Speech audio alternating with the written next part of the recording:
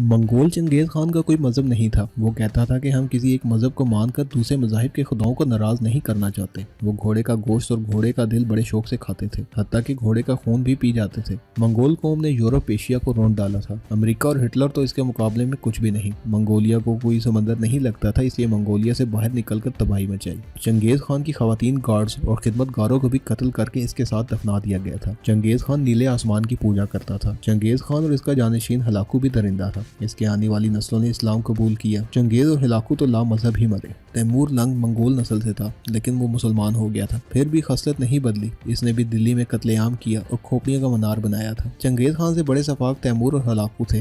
ये सब रक्स बिस्मिल देखने के शौकीन थे। तैमूर ने लीमू की खातिर बुखारों को तहस नहस कर दिया था। सबसे जालिम मंगोल तैमूर था। यह हलाकू और चंगेज से कई कदम आगे था। कुरान को अच्छे अच्छे उलमा से ज्यादा जानता था। पहले सपारे से 30 तक और फिर रिवर्स 30 से पहले सपारे तक कुरान की तिलावत कर लेता था।